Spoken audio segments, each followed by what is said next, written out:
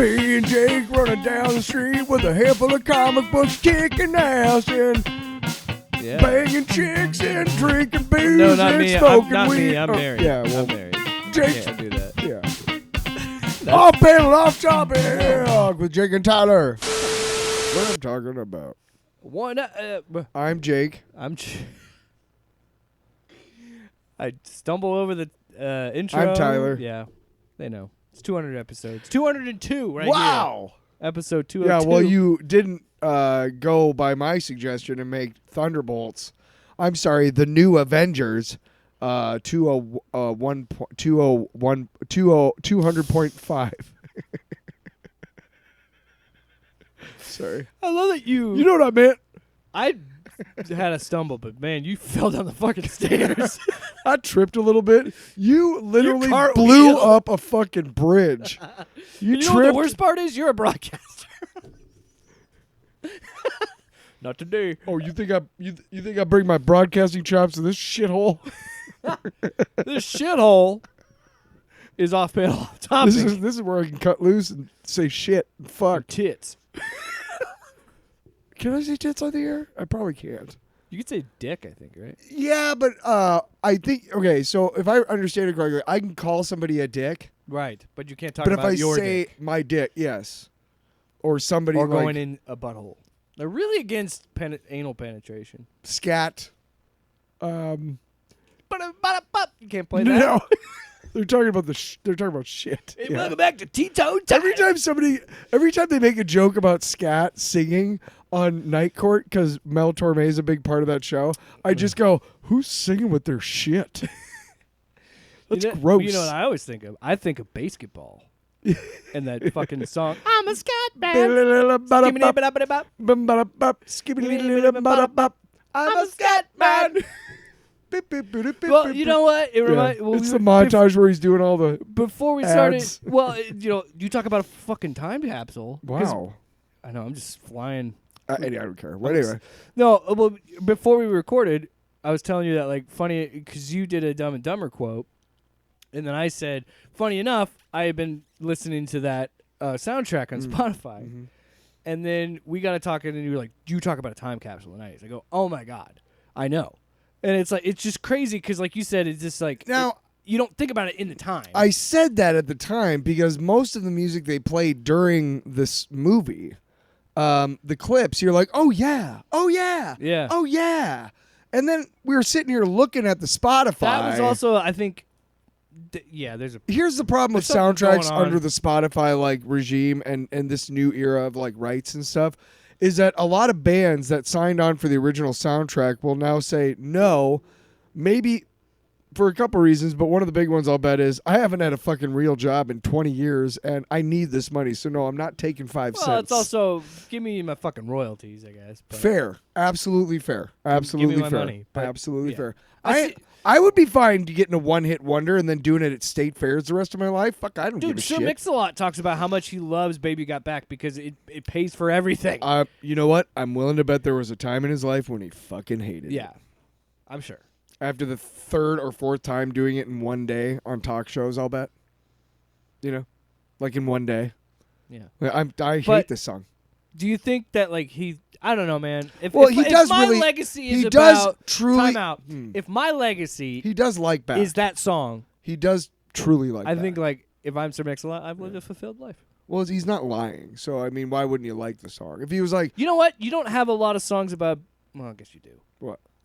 But I feel like you don't have songs, like, to the explicitly talking about something. Like, I don't feel like you have that with, like, a boob song. You don't have that for boobs. You have that for butts. You might. The new era of, like, rap is basically, like, kids with weird names just not really rapping but yelling a lot.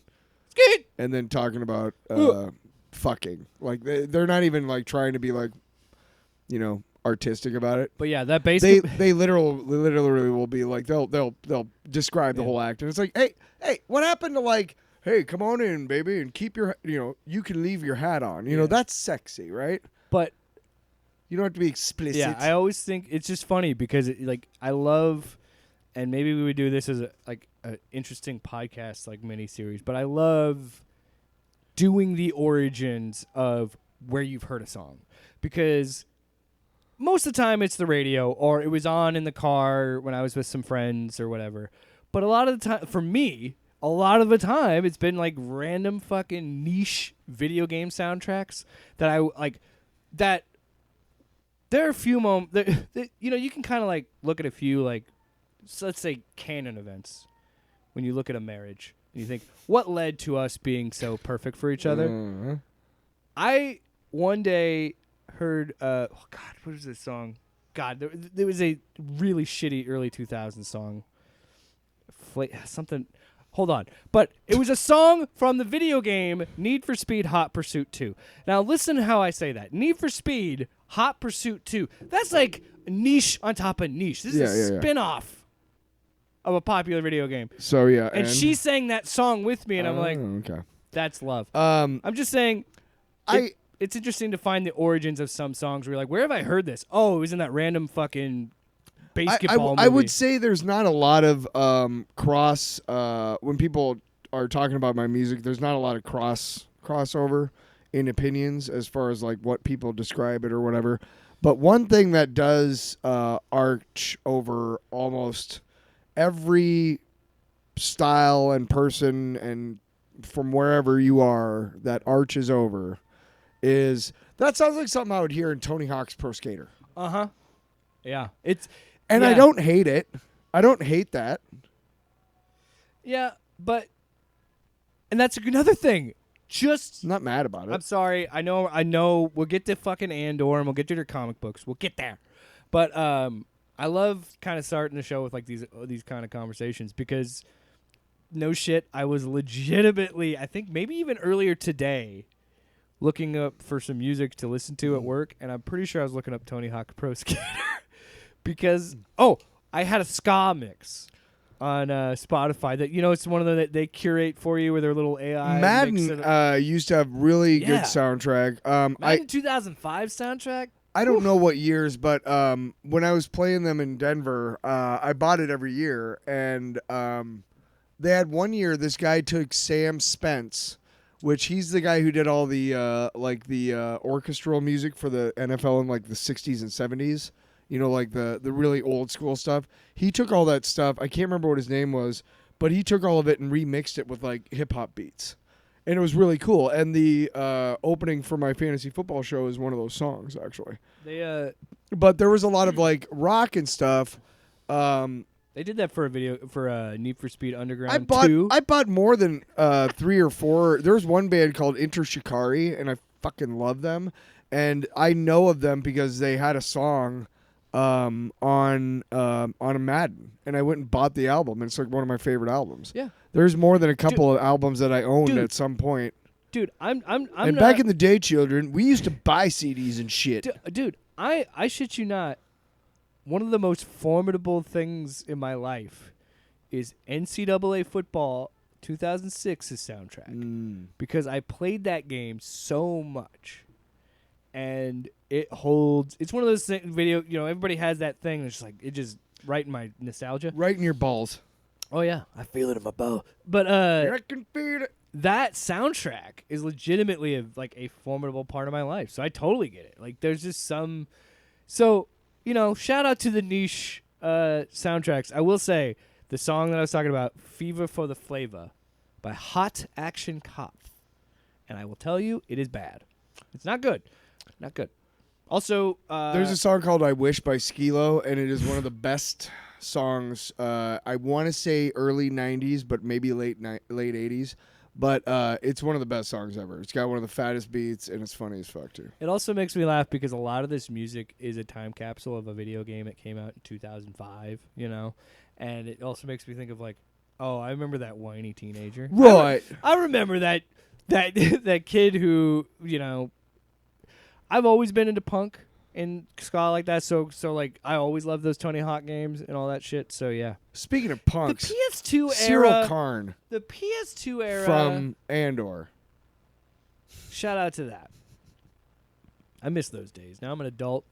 Everything's expensive. I bet that's what Cyril felt like in this next arc of Andor. We're talking about Andor. Andor Season 2. Stop doing the voice that nobody likes but us. Andor season 2, 7 through 9. 79. Yes, means it's there's 7 through one. 9. What does that fucking mean, Tyler?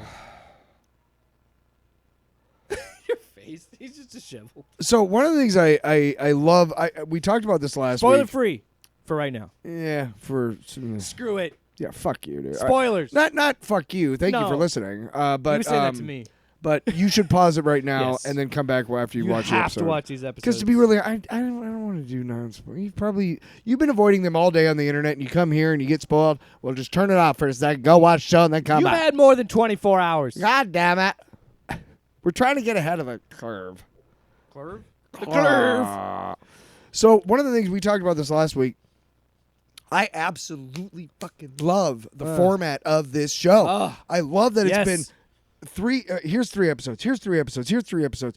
And you could almost look at those first 3 episodes as, hey, what's really going on here? And this really does nothing to do with anything. It does lay the groundwork for Mon Mothma, but I really feel like the last 2 chunks, the last 2 trios of episodes have really brought home like what it was really like under the Empire and so on. But Jake, you had your hand up. Well, because I thought you were going to a point that I was about to converge. and Please, make with. but please, Like make the point.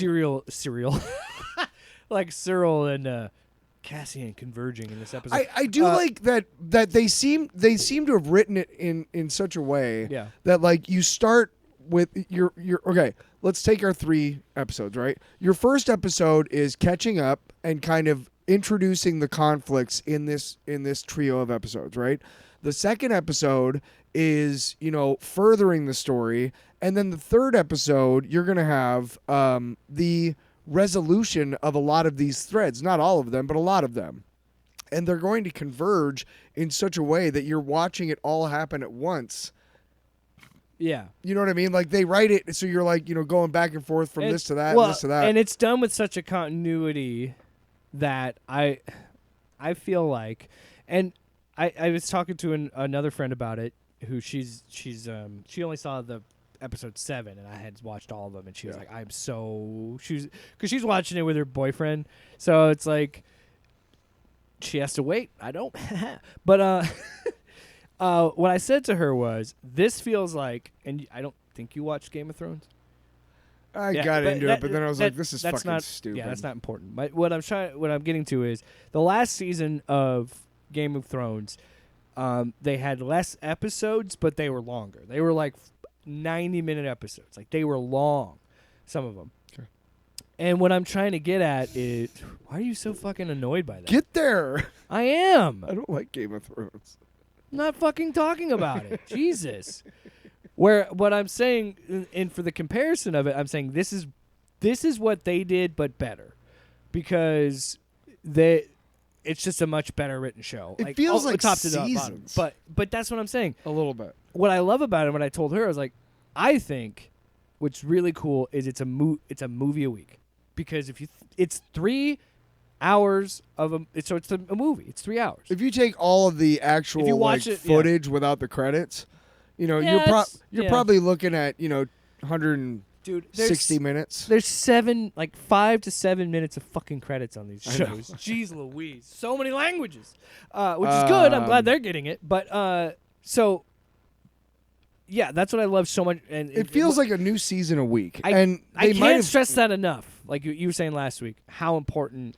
Well, the design this feels like the design team right away. They were like, okay, first thing we have to do, and I don't know if we'll revisit Gorman next week, but we did see them first in the first chunk, and then the last 2 chunks have dealt with the Empire subjugating and using propaganda to get everybody else against Gorman, and then doing what they did, and then somehow turning it around to having people in the Senate talk about the fallen Imperial stormtroopers who opened fire on who shot harmless defenseless folks.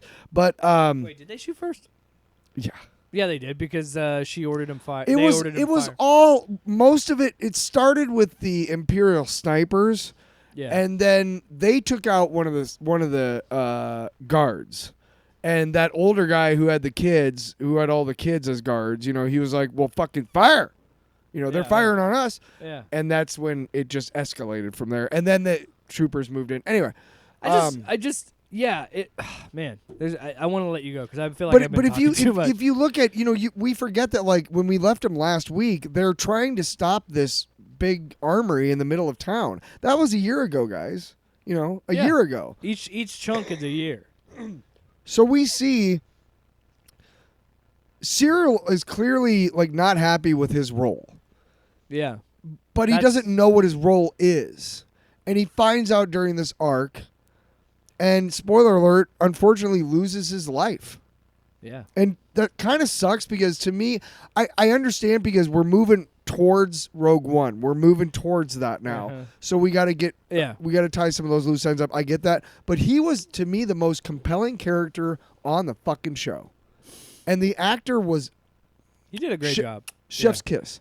He carried such disappointment in his every move and word and just was so good at it. So I read an interview that he did with I think it was like Variety, but I read like a chunk of it, and he talked about where Cyril was in that story and that part of all of that rage that flows out of him is realizing that he was being used by his girlfriend. He almost kills her. He's been controlled and manipulated by the Empire his whole entire life, and the time that he feels accepted by a group of people, and they and even though they have their own reasons for it, but to like have some like genuine relationships outside of the Empire, and then to have someone be like, "What kind of human being are you?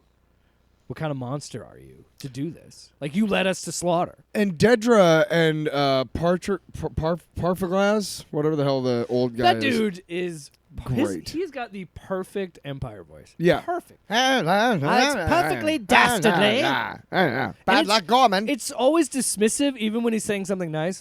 You look great in that dress. It takes You're in this now, Dedra. and almost distracts me from your ugly face. Clearly, they hooked Cyril in. They Bye.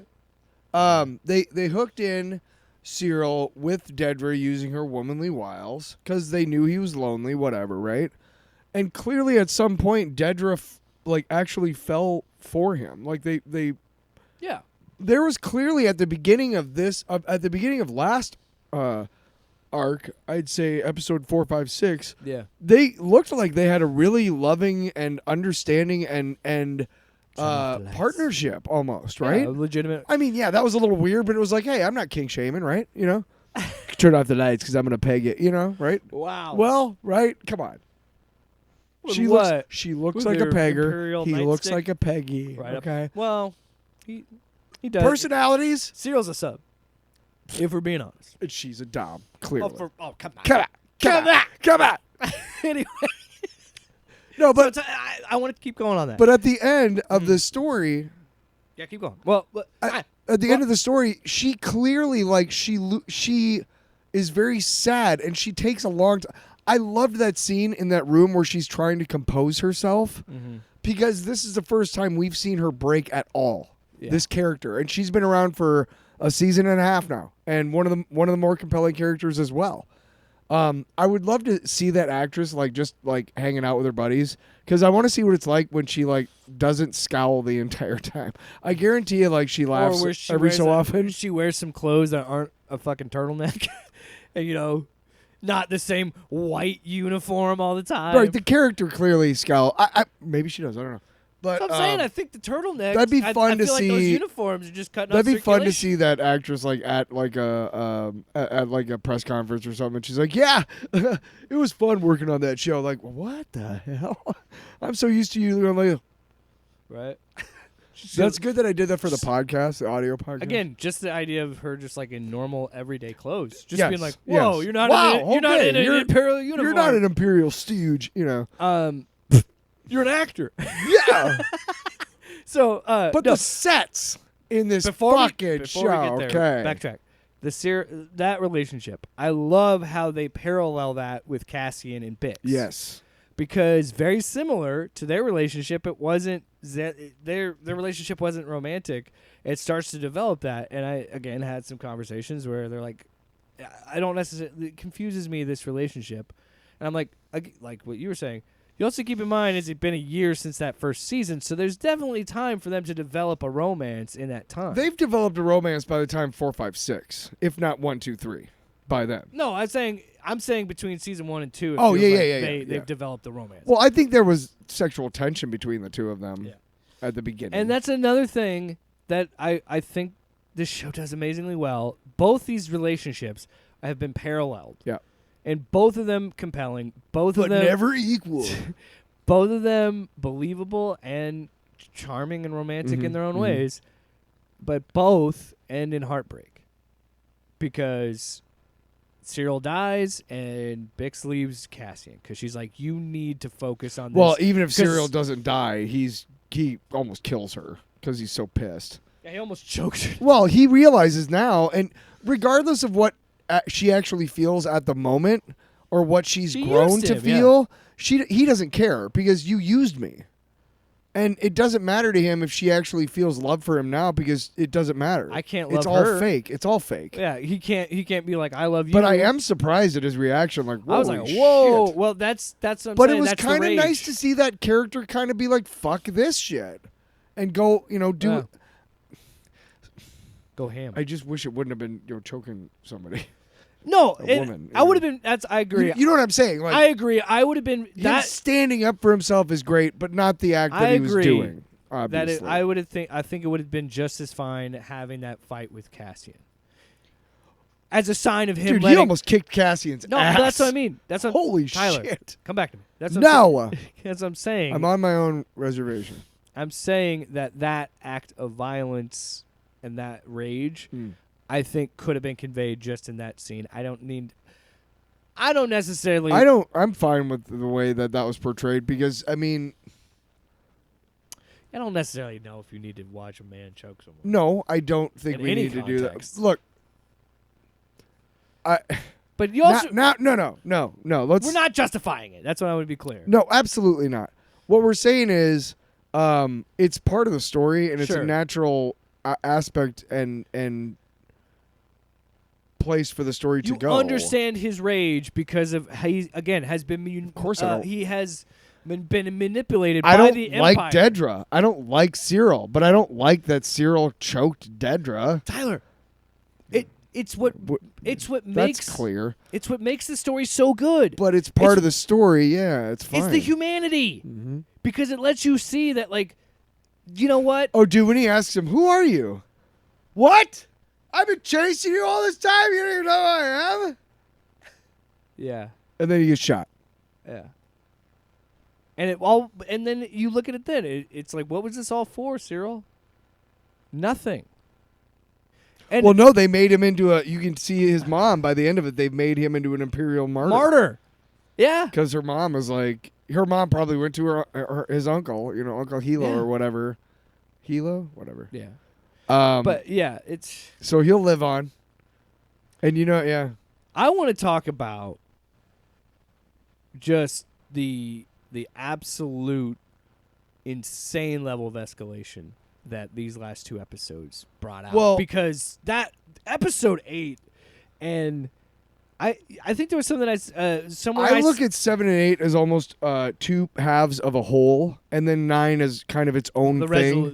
a little bit. the resolution of that. Mainly because 9 is mostly dealing with Mon Mothma getting the fuck out of the Senate, right? And Cassian and Bix splitting up, and So sad. yeah, and all that. Dude, that was But heartbreaking. Dude, you get it from her point of view, but the problem is that when she says, "I'll find you," you say, "No, you won't." I said that to the TV and I started crying.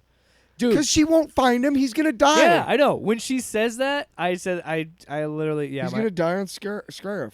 my heart sank. I was just like, damn. Brutal. But Don't be sad, Bix. He's going to be with Felicity Jones, and she's pretty hot. I want to watch Rogue One after the next week, honestly.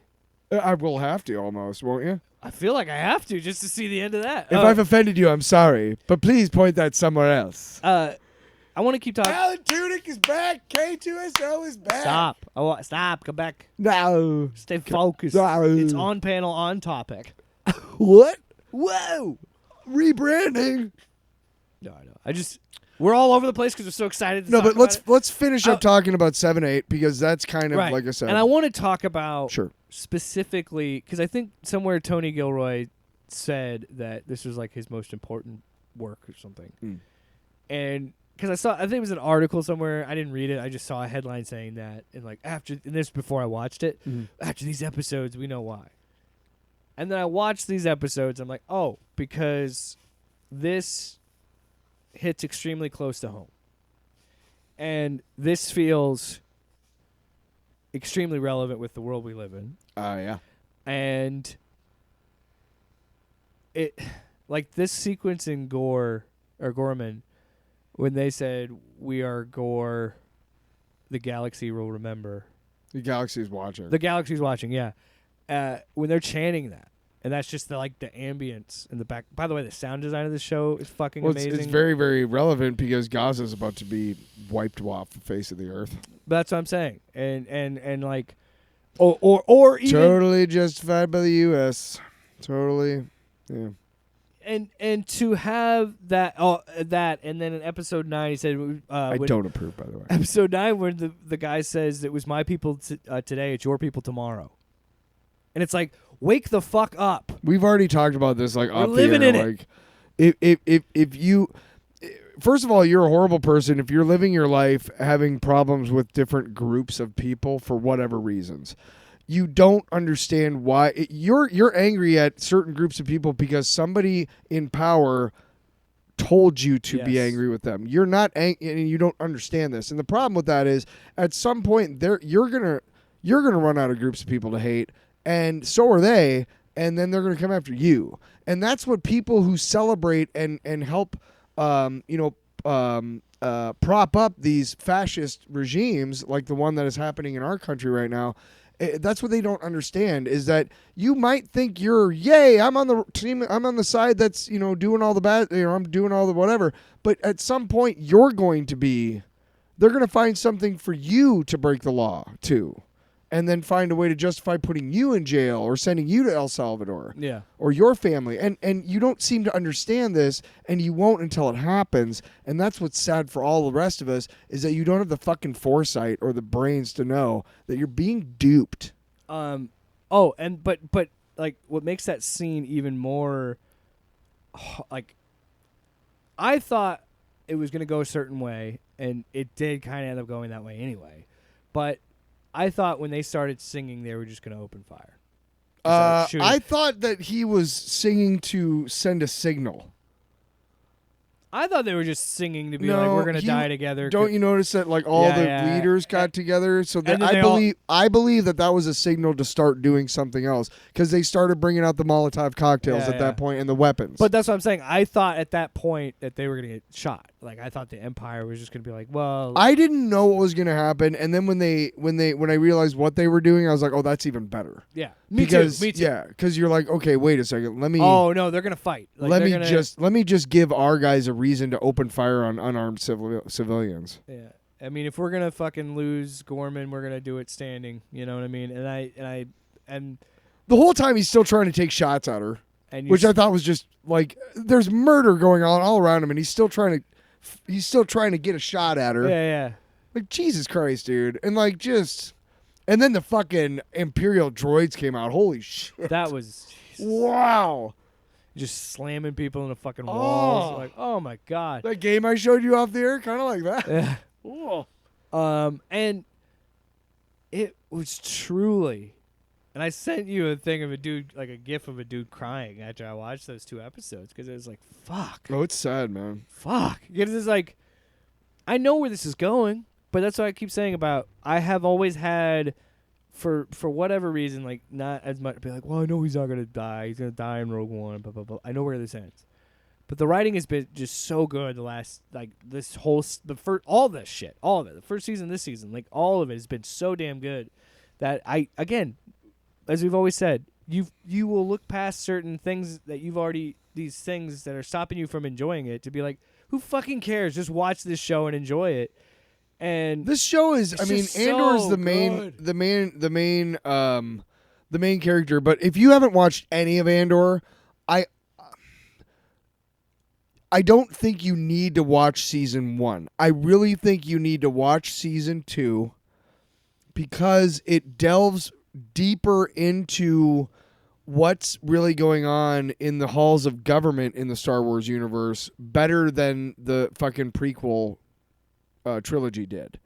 Prequel trilogy tried to do it, but they did it really boring, in a boring way. Like, hey, did you know that they're substituting our committee for this other committee? Like, no way! Now we have droids. And Andor's like, I can't believe that I have to make this speech. I'm going to have to, and when I get killed. And, like, Andor did it, is doing it in them a cool escaping the city was insane. cloak and dagger way, right? Yeah. And like the prequel trilogy tried to do it in like, hey everybody, did you know that there's 3 branches of government? Like, no, George, no. we want lasers. We don't want exactly, Star right? Wars schoolhouse. Well, I vote for no confidence. Like, oh no, like that's not exciting, George. This is how not, democracy dies. That's not, you know what I mean, right? So yeah, take a page for Andor. Season 1 is great. I think you want to watch it just to get. Oh my god, 'cause the it's a Andy great Serkis season. episode alone. But to me, the most important part of this project is the second season. Oh, God.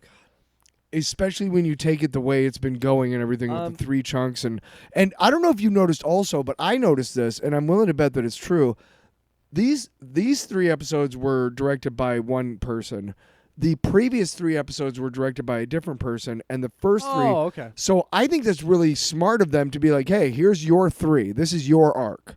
Like, you're the director for these 3 episodes. You know what I mean? I don't know how they divvied up I'm in sure that Tony. Hollywood. I'm sure Tony's going to do the last 3 and just I have no wrap idea. that up. I think we kind of dealt with everything we want to talk about those 2 episodes. I was kind of like, okay, what are we doing here with the whole like force healing shit? Where I was like, what are we doing? Yeah. That was the only thing I was like, do I need this? You know why? You know why I'm giving it a pass? Because they didn't actually force heal. No, because I would love it if that lady was my grandma. She's so nice. Right? Make me some cookies. Nay, I'm not saying anything about my grandmas. I love my grandmas. Rest in peace. But that'd be nice to have like a lady like that living next door or something, you know? Yeah. Yeah. How are you today? I'm doing great. Would you like some cookies? I do. Are they fresh baked? Of course. I make them with love every morning. And force. Oh, and by the way, it's Mrs. Doubtfire, apparently. Because I was doing a fucking Scottish. Oh, dearie. Oh, dearie. I'm Miss from Mrs. Oh, Mr. Doubtfire. I'm Robin Williams. Oh, Mr. I'm Doubtfire. Robin Williams doing He had a a big Scottish cock. accent. What? I said, Mr. Oh. Doubtfire. He had a big cock. Oh, dearie, I'd ride him till Oh, I see the dearie. moon. Oh, yeah. All right. And then he'd go play 18 holes, and he called me 18 I holes. was the 19th. The ni- 20th. I was That's the the kind of 19th. woman she I is. was the 19th and the 20th, Yeah, dearie. that's right. That's the kind of woman she And is. sometimes if I really got it in, the 21st. Well, I felt like that would be the beginning of it. What the fuck are we doing? I don't know. Robin Williams as Mrs. Doubtfire, sexually explicit. Why? Why? Why? Why, All Tyler? right. Why? How are you? Uh, I'm going to tell you about the time. It's just her talking about the time her and her husband just oh, banged. and he knocked me back out the dairy. I didn't Knocked wa- to I the didn't bottom. walk right for Knocked days. the bottom out of my vagina. My pelvic floor flew out.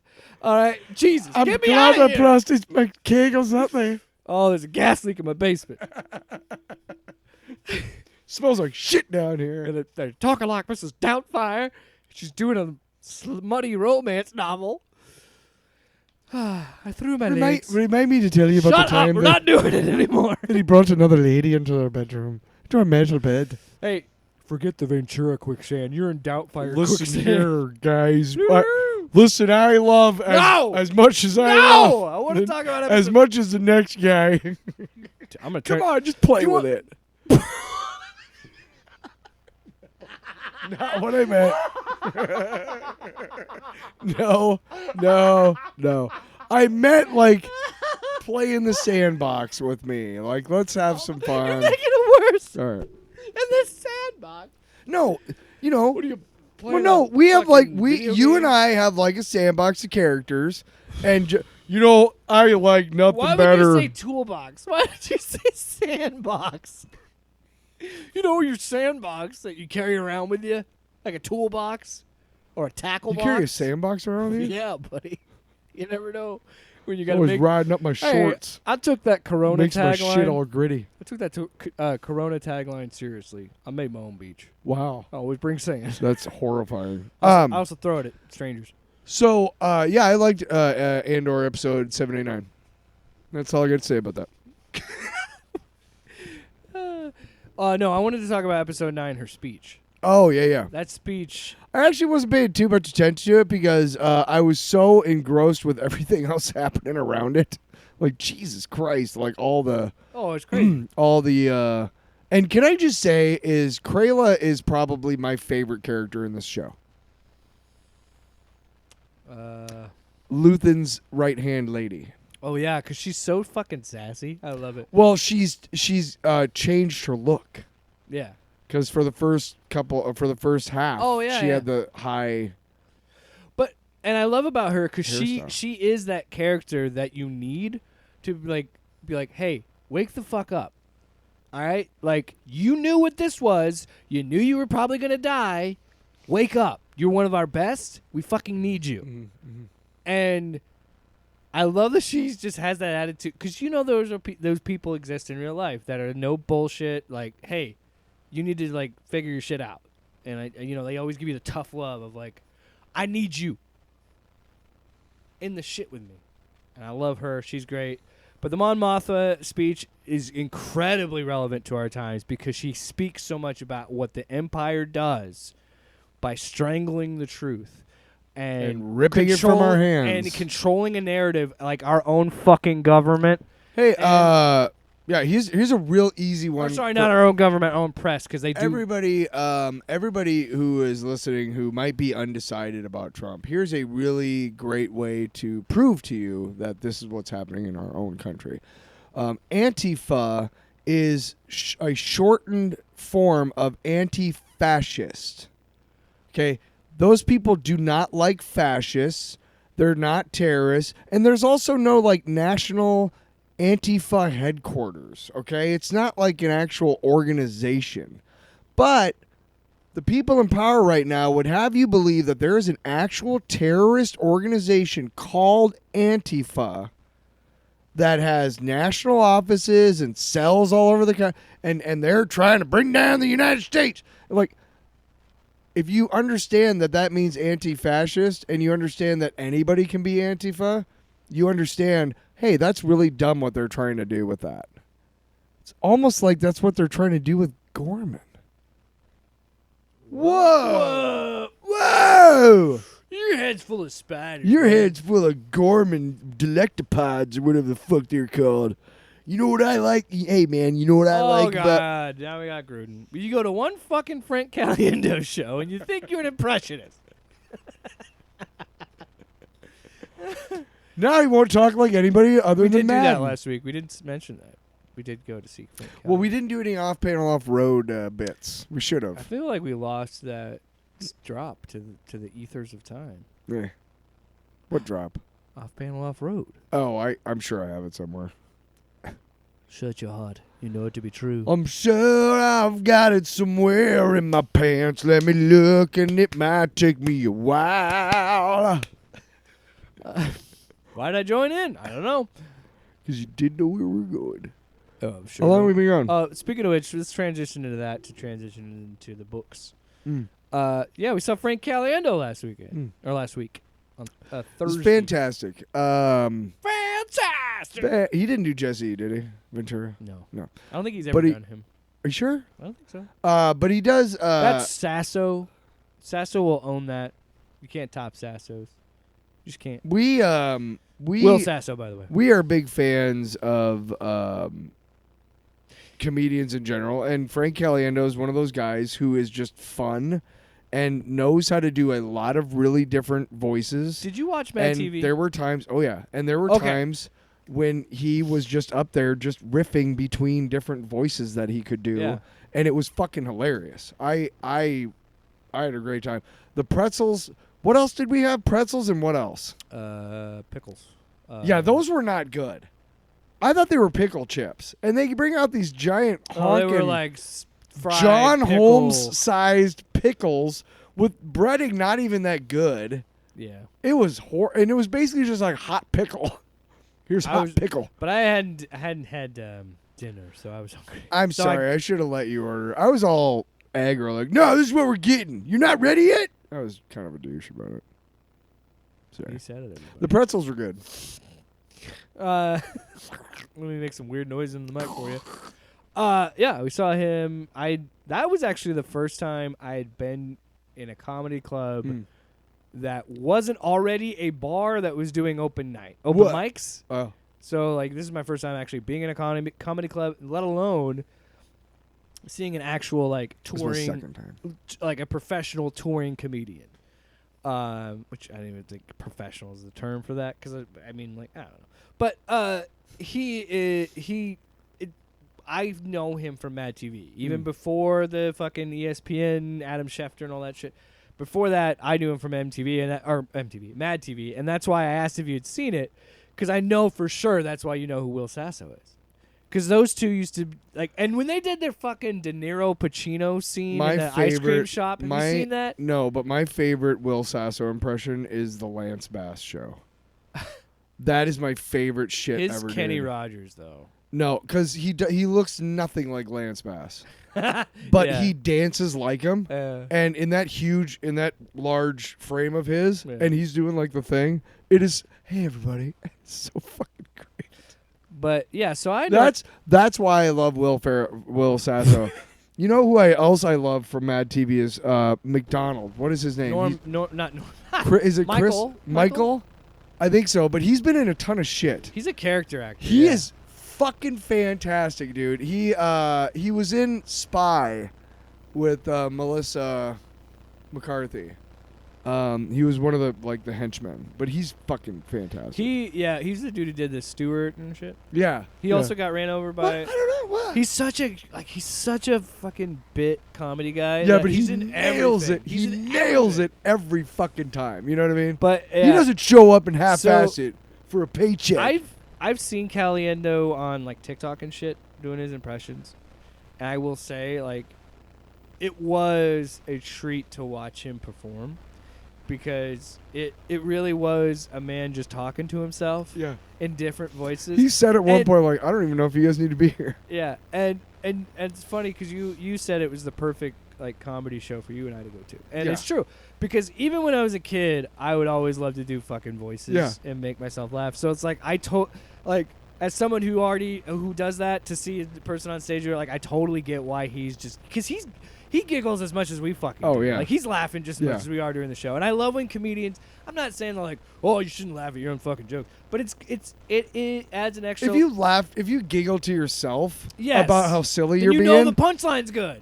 I'm fine with Like, that. he was doing Tracy Morgan, and he's like, I don't know if I should do that. And then Everybody's like, yeah. he was already going to do it. But, he had to get that because he's a professional. Right. He's like, I got to get crowd participation. I got to keep him up. So, yeah, what he did was he took a bunch of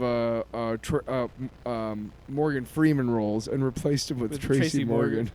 I want to put a baby I in want to you. put a baby in And you. he said, Virgin Mary. Because he's Morgan God Freeman's and God. Bruce Almighty.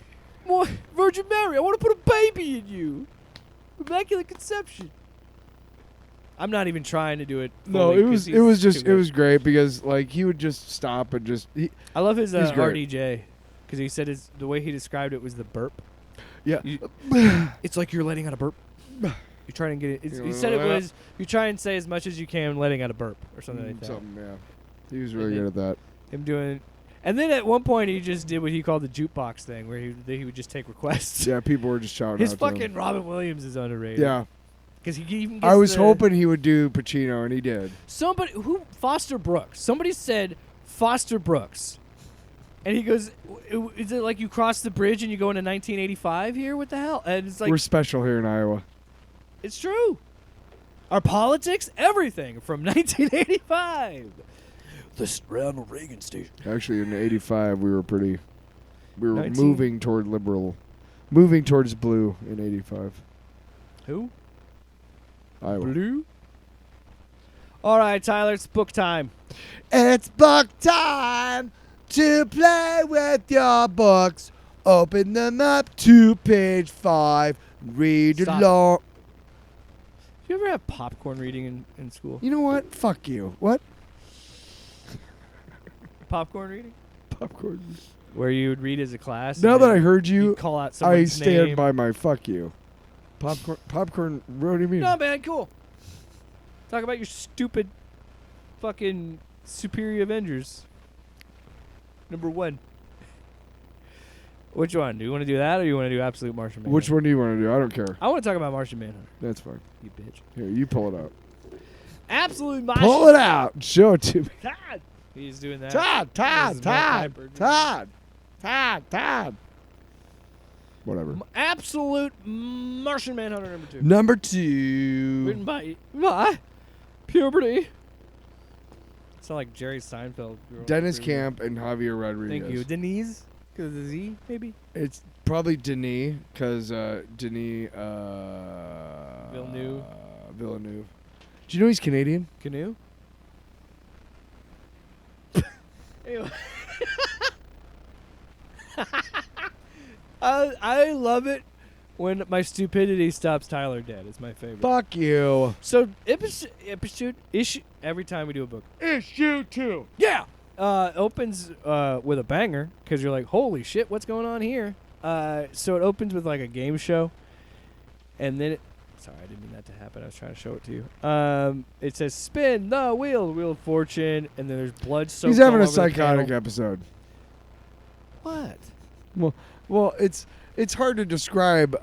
Suffice to say, like, the art is gorgeous. Yes, you see it. So you see a picture of like a traditional alien poster, you know, and it's staring at this guy, and he's got his arms out in like a Christ pose after he's killed people, a handful of people. So we are. Last we saw, there's a hostage situation taking place in the place where Martian Manhunter lives, and he's on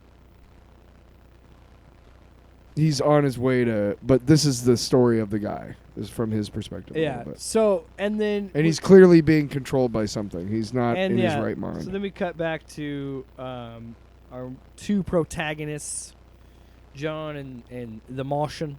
And yeah, we see him start to talk with him more and interact, and he keeps trying to tell him like, "I'm just doing it this way because your brain can't fully comprehend what I'm trying to tell you." Is what he says throughout the story. Is like, You're just kind of dumb, so I'm trying to help you I know out, this human. is like a weird acid trip you're having right now, but trust me.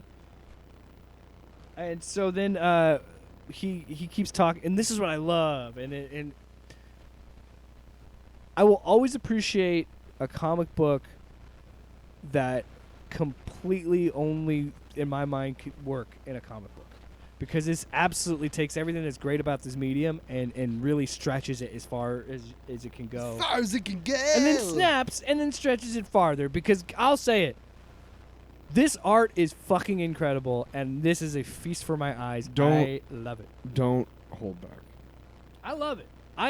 Jesus, man. So, like, as we're going, we kind of get more of their relationship, and yes, it is. He's trying to explain to him, but he doesn't similar really. powers that, yeah. and we're showing that yes, it's the Martian Manhunter shape shifting and the mind stuff and reading minds and all that. Like that is a part of it, but it's still like the fact that he becomes a fucking parking meter, or then he's a little baby and then he's screaming at the baby, and then this lady beats him up because she's like, "Quit screaming at my baby," because he keeps seeing him. Nobody else. He's losing his mind. Yeah. Because he keeps seeing no one else him, and he's like, "You gotta expand your mind." And he also again calls He's himself. not quite sure. He's moving through town and he's doing this case, Oh, but here he's we go. not quite sure if he's losing his mind or if it's all.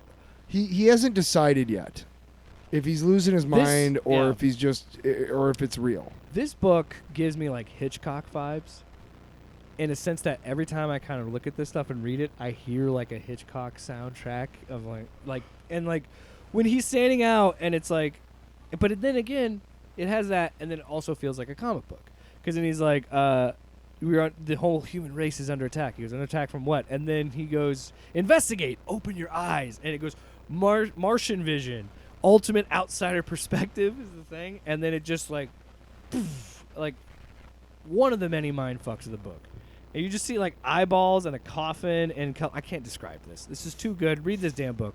But like some of these pages, dude, some of these splashes, and then he does this cool thing where, yeah, I'll get to this 1 second.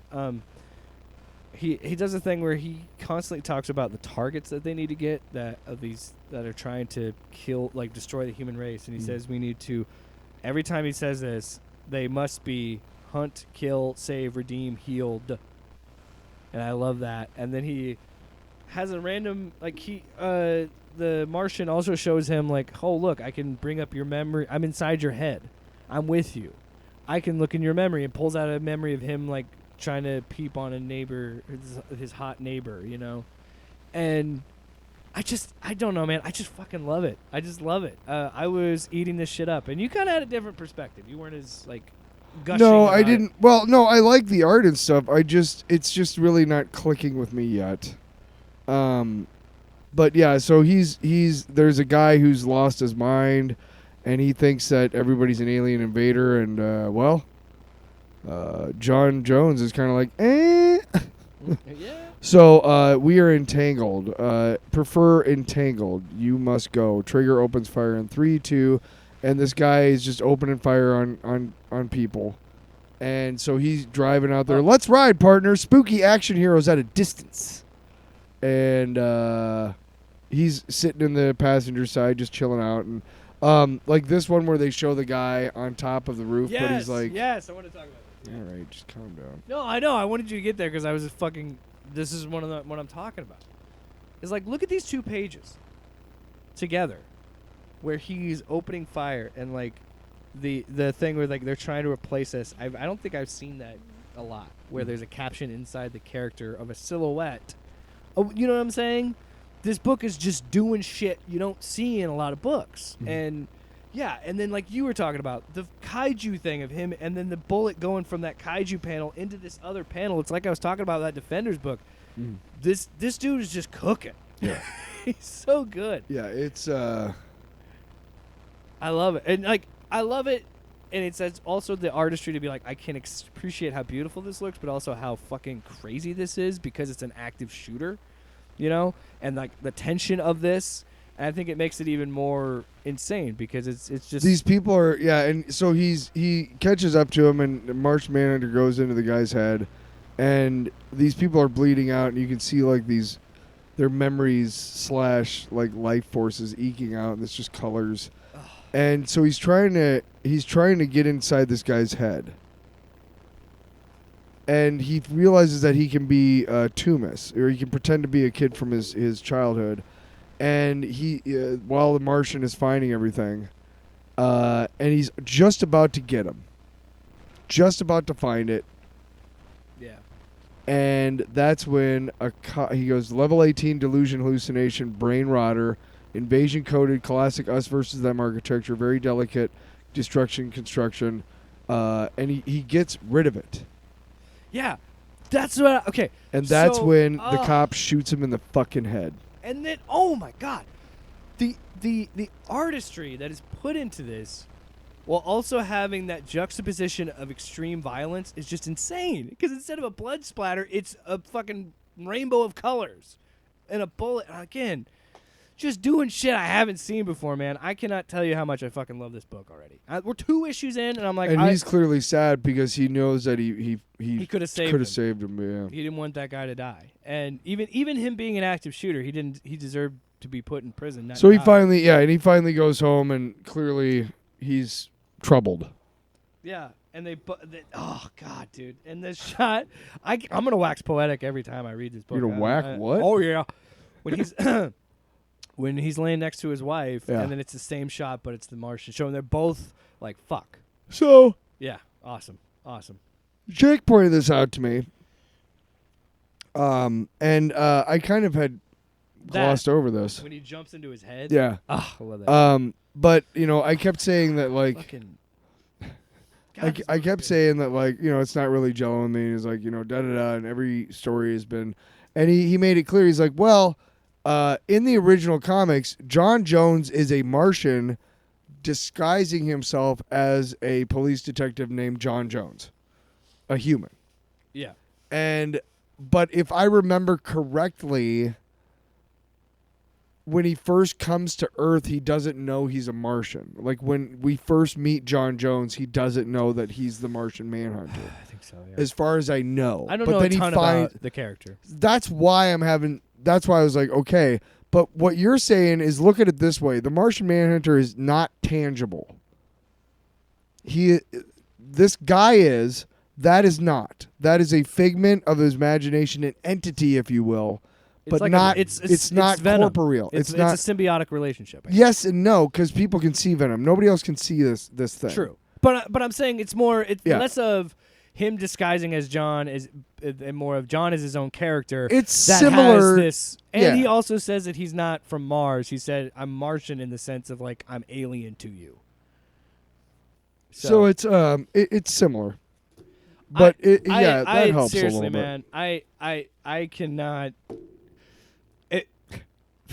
I'll say it right now. I'm starting to feel like we'll see how this goes, but this might be up there. This might be sliding into my top 3. I would say it might be. Are you sure? Because wait till you read I haven't Absolute read- Green Lantern #2. I also haven't read Absolute Superman #7 yet, but I will say right now, I would put it above Superman. Huh. Well, hold on. That's not fair. It's only 2 issues in. Yeah, fuck you, man. It's hard to do that on this scale, and we're making up the scale ourselves. Who It's gives hard a to shit? fuck on the scale. No, but okay. If we're comparing them across the board, again, I cannot. I don't know if you can all 6 of them. I think you have to do them by Yeah, chunks you of got to 3. do them by the Trinity, and then you got to do them by this next batch, which is a what? little bit. And right now, Green Lantern, that's the Manhunter. best one. But Flash is up there, and Flash is really good. Absolute Green Lantern's okay. We'll find out. I haven't read. I'm over. We'll talk about it Again, dude. DC, Absolute books. I was so fucking wrong. All of them have been good. We are happy to tell you that we were wrong, stupid motherfuckers. I love this book, and I cannot wait to buy it as a trade. Because I want that shit on my shelf.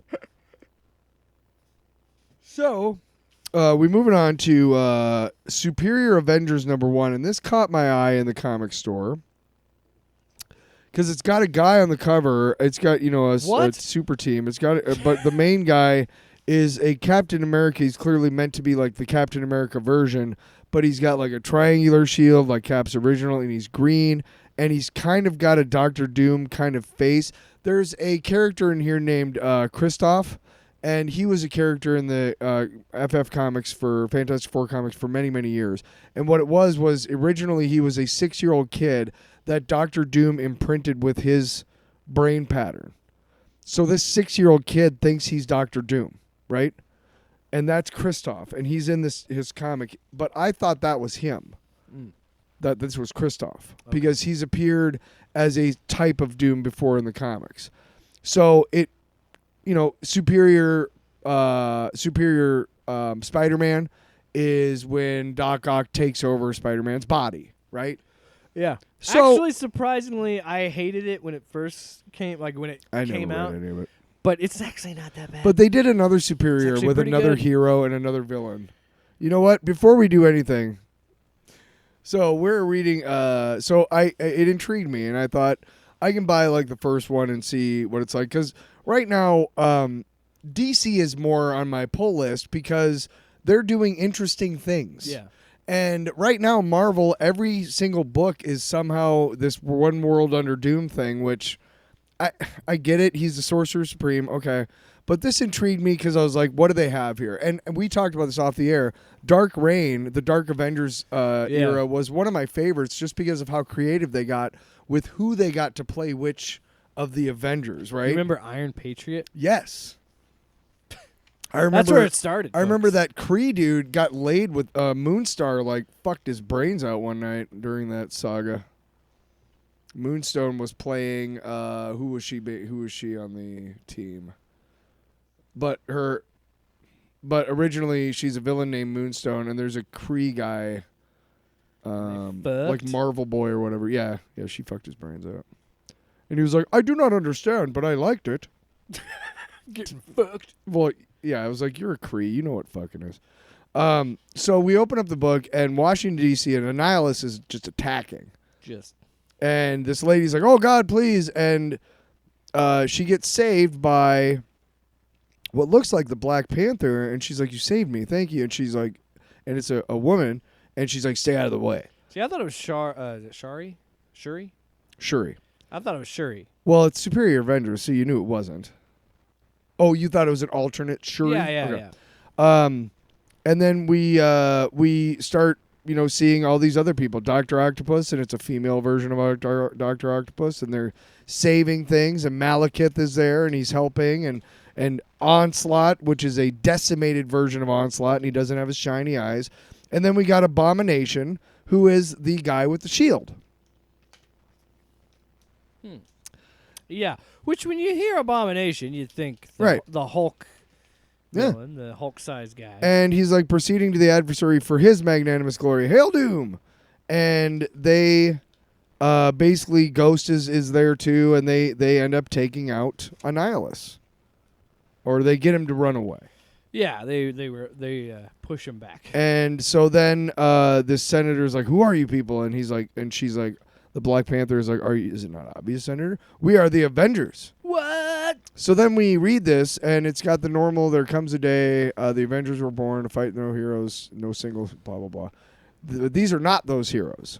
Dr. Doom is victorious. The world has changed, and Victor Von Doom has taken his place as the leader of a united Latveria, the planet Earth. That's all it says. And then it has Killmonger. So it's a female Killmonger. Abomination, Dr. Octopus, Onslaught, Malekith, female Doc Ock, Ghost, and Christophe Bernard, who is a kid from like way back in the Fantastic Four who got imprinted with Dr. Doom's personality, like his brainwaves. So he's been like Dr. Doom forever. Anyway, so they show that, and they go 2 weeks earlier, and it's Christoph, and he's working on something in Latveria, and Doom comes with his cape, his Sorcerer Supreme cape, and he's like, "Hey, show me. You're the son of Doom, Christoph. Show me. What are you working on?" And he gets somebody from the future, from 44 years in the future, and it's Amadeus Cho, and he starts trying to attack Doom. Doom just vaporizes. And he's full on just and he's like, you are the son of Doom, fireballs. Christoph, show me. So then they show him at present time when they just finished the thing, and he's introducing the Superior Avengers, and he says they're all from 100 years from now, and they've been brought back to show you and to tell you how great it is under Doom. It's kind of like a marketing ploy almost. And they go away from the press conference, and they start. They realize after they get away from everybody that they're under some serious shit. They're into some serious shit. They're like, we're fine. We got all the AI is done, and nobody's gonna know it's us, and nobody's gonna know what we're doing, and da da da da. And they show a page from when they were their own time, and it's an incursion. Yeah, that's happening, and they can't stop it, and then they come right back to the beginning, to the present. None of us have forgotten what we're running from, Killmonger, and they find a way to the negative zone with a giant prison, which they know is one of the few places they can go where Doom can't see him. Yeah, and at the end of it, she's like, "We already killed Doom once, and we'll burn this entire era to ashes if that's what it takes to reclaim our future." Yeah. That's the end of the first issue. I don't even know what to make of it. So, I'm trying to not be disrespectful. You know what? I'll do the respectful stuff, and then we can kind of pick it apart. Okay. Sure. I liked the book because I'm always a fan. As much as the multiverse has been done to death, and sometimes really badly, there are some of these, like the what are the Injustice Society? What are they called in DC? The Legion of Doom. No, like the Ultraman, the evil counterparts of like the Trinity, like Ultraman. League, I think. Is that what they're called? And it's like, and they got Power Ring instead of Green Lantern, and they have Superwoman instead of Wonder Woman. Yeah, it was some. I know. You know what I'm talking about? Okay.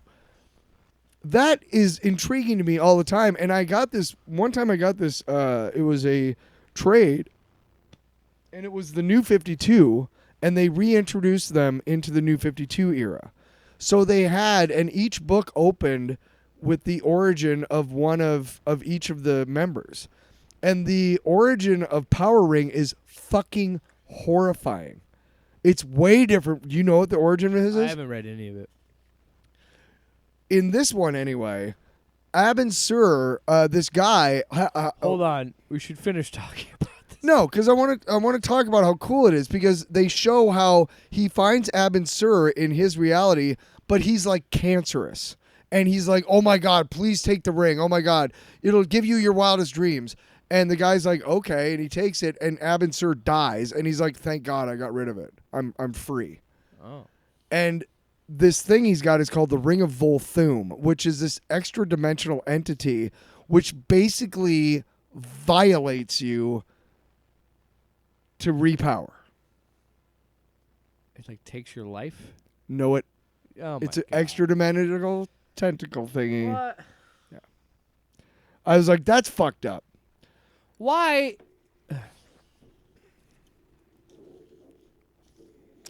All right. You know, if you're into tentacle porn, that's fine, but don't put it in my green light. No, they didn't show it. They just showed like he put his hand like inside this portal, and it was like, oh my God, no. Yeah, man. If So if it's I don't done have much right, of an opinion on and this no, book. I didn't think that wasn't my favorite part. I was just saying it was interesting. Like, oh, what an interesting take on the Green Lantern mythos. That instead of a boon or a gift, it is a curse and a horrifying like thing to happen to you. Because clearly Abin Sur was like free to get rid of it, right? Like, oh God, I finally Yeah. got rid of it. This is clearly is. I'd like to see what happens next to see how it ends and is resolved, because if it's a 5-issue miniseries like we've seen, like Defenders and all that, I'm down with that. I'll buy all 5 and I'll read them. But if it's an ongoing thing or something, I want to really just find out what the fuck is going on with the Abomination. Yeah, why isn't he like a Hulk? And to me, it's clear that they're all offspring of some sorts. Yeah. I just don't really care about these characters. I get it. It's very niche. Did you at least like the art? Oh, I'm not saying like I don't think the book itself is terrible or Well, there you or go. bad That's anyway. yeah. I just it's just and I'm why is it trying- here? Why is it necessary? Well, I'm trying to be What are we doing respectful here? because I know how bad this sounds to say like I have no opinion of it. There's like, nothing I just wrong kind of with read that. it and I was like, meh. Okay. Like there was nothing Then for say me. that. Be truthful with our listeners. Yeah, but I don't want to sound like a jerk because I know how that sounds to Why? see somebody's like. Yeah, I think the, I've said some of your shit that's shit. I think the writing's fine. I think the art's good, really good. But here's my problem, and I said this before we recorded. What are we doing here? I can't be bothered. You have the same attitude about me and Daredevil in the MCU. What are we doing here?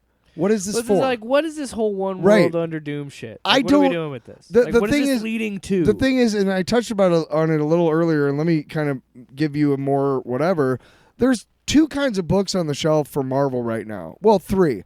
There's there's Godzilla versus whoever. There's X-Men books, and even those, a lot of those are one world under Doom, the big banner up top. And I get that, this is a big crossover and stuff, but is this really going to have any lasting effects in the Marvel universe?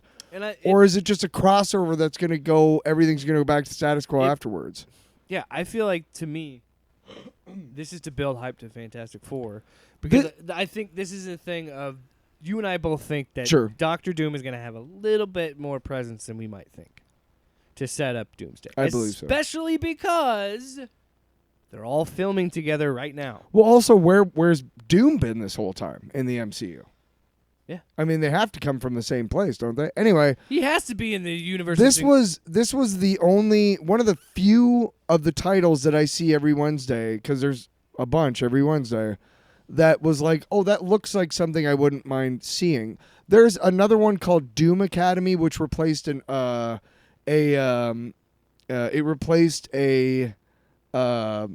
series called Strange Academy. But I didn't really read Strange Academy, so why the fuck would I read Doom Academy? You know, like there's so many things going on in Marvel Comics, and it goes in cycles. There's times when I'm like, oh, I got like 4 Marvel titles I'm reading right now. And then those end. And then I don't read anything else. So it's like sometimes I buy a book just so I can buy more than 2. Yeah. But I didn't mind it at all. I don't mind. I have no problem with you not having like like, oh my God, it just made me just get such a fucking boner. You know, like I don't have a problem No, with that. I'm not creaming in my jeans like I am for No, and I don't. Absolute Martian Manhunter. I don't have a problem with that. I mean, you know, I mean, I would say, you know, maybe don't cream your jeans because it's messy. Can I wrap up the show Yeah, let's do that. with some decisions to be made? With some decisions to be made. That was my worst singing voice, just for you. Yeah, we got some books that, as you and I have mentioned on the show before, we're going to kind of be winding down our poll list and maybe A little going bit, back because we're into- getting away. I'll say this. I am definitely continuing Absolute Wonder Woman. Mm. Yeah. The original artist is coming back. They had an ad for the next arc in the latest Absolute Green Lantern. I don't give a fuck about the Absolute Green Lantern, and we'll talk about that next week. Flash, it's been good, and Absolute Martian Manhunter, I'm intrigued enough by the art, and I love the art so much that I'm willing to do at least the first arc with you, because you're just creaming your jeans over this one. I'm just creaming my jeans. But he's probably telling us that the show's over. Maybe. Off panel, off topic with Jake and Tyler.